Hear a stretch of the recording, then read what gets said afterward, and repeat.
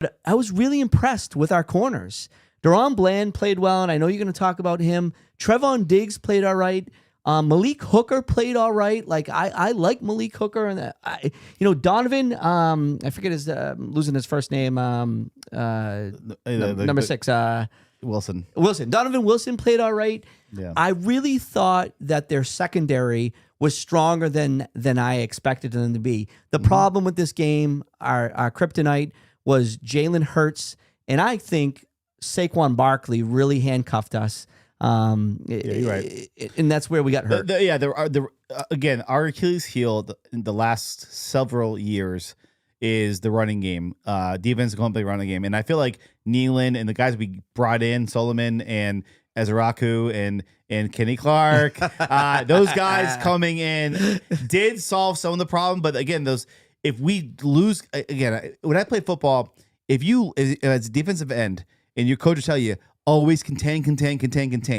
And when you lose containment like we did in that level with a guy with legs like Jalen Hurts who can run around, you're going to lose that battle all the time. What was impressive, like again, I keep saying it, is that we made that adjustment. He must have gotten in the ear of his guys going, listen, do not we don't need the sack.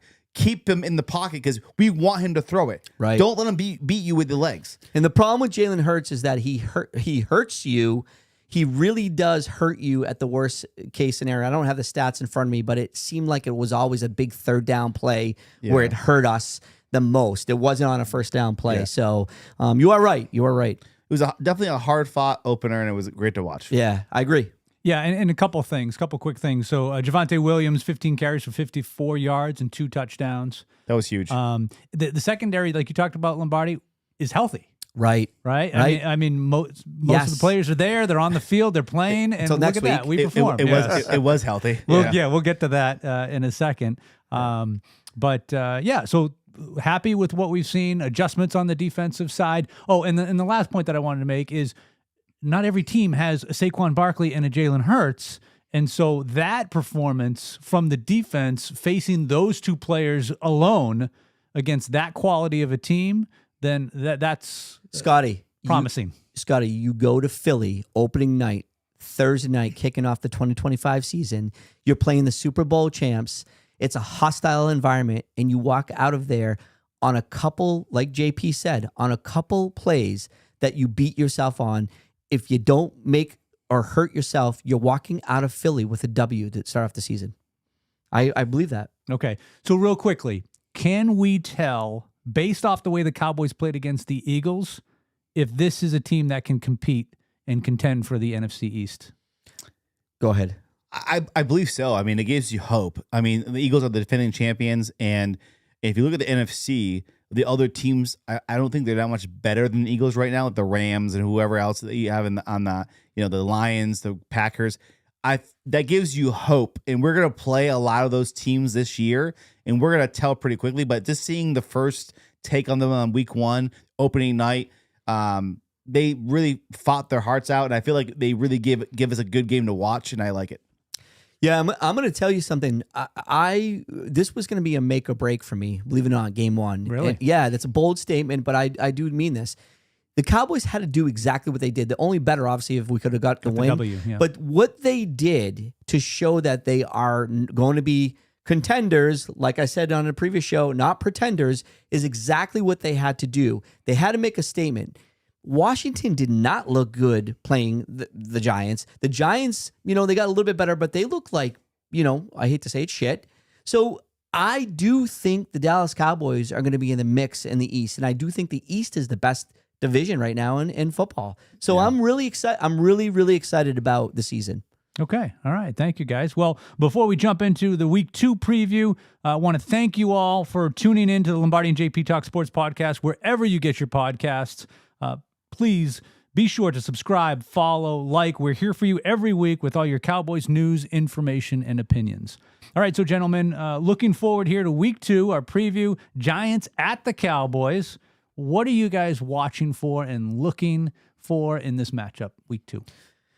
So unfortunately, we found out on Monday, Deron Bland had a foot injury, which is kind of undisclosed. We don't really know what it is just yet, but they're calling it might linger on for a couple of weeks. So he might be missing a couple of weeks, and And again, we were so excited to get that secondary back this year, having Diggs and Bland on the field for the first time in like 3 years. And here we are going to week 2 and losing Bland for possibly a couple weeks. So we're going to look for that secondary. So is Carson going to come back as a rookie last year? Who's going to be that guy? Is Elam going to go in that outside corner role? We don't really know. So it's one of those things where like I'm looking out for the secondary this week because Malik Neighbors is an amazing young receiver and he scares me a little bit. So it's funny you say that because the only way we lose week 2, why are you laughing? Because I know what you're saying. The only way we lose week 2 is 2 neighbors. Yeah, Malik. There's no Russell Wilson does nothing for me. He looked pathetic against the Washington Commanders. Yeah. Neighbors. If he didn't have Neighbors, and there were times where Russell Wilson just kind of threw the ball up and prayed, and Neighbors did whatever he could to do what he had to do to keep this team competitive. But honestly, with a weak secondary due to injury, the only way we lose this game is if we don't contain Neighbors. And Neighbors was visibly frustrated, upset on the sidelines last week with the play calling, and it's like a running thing with Brian Daboll and as a head coach of the Giants that their offense is not kicked off like he did when he was with the Bills with Josh Allen. So that's one thing to definitely look for. I do agree with you. Neighbors would be our Achilles heel this week because he makes me a little nervous.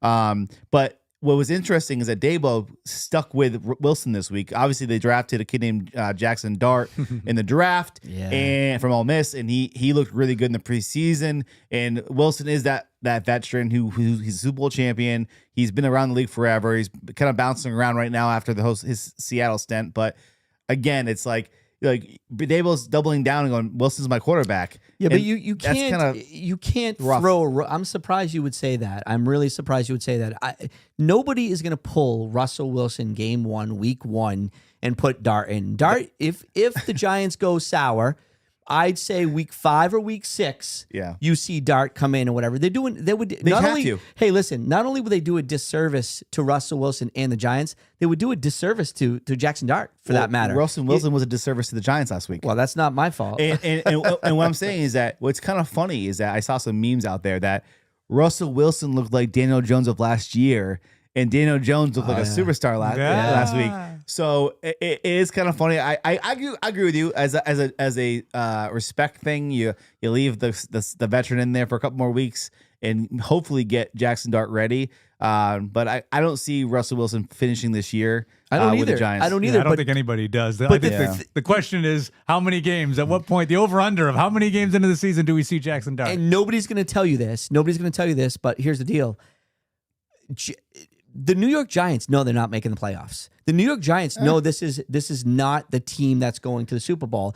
They're not going to tell you that, but the way they're going to have to get this kid involved without hurting him, without putting him in jeopardy, is just this. Let him fall Russell Wilson for a few weeks, week 4, week 5, week 6, seeing how things are going. And at that point in time, if they make the decision, they're going to gradually groom him to be the starting quarterback of the Giants. They're not going anywhere. Before the season started, they had high hopes because they drafted Carter. They had Brian Burns. They got Paulson Adebu. Like, they have some good names on defense. Then you got Malik Neighbors.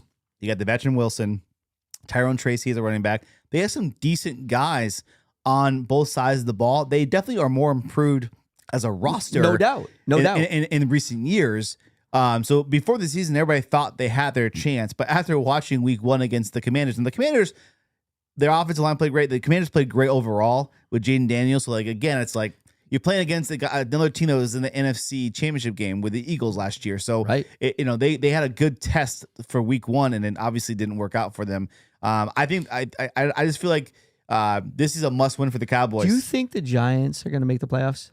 No. Okay. But before week 1, you thought maybe? No, but they're the 4th. They're 4th. And if you're Brian Daboll, though, are you riding? How long do you ride Russell Wilson, knowing that your job will depend on that?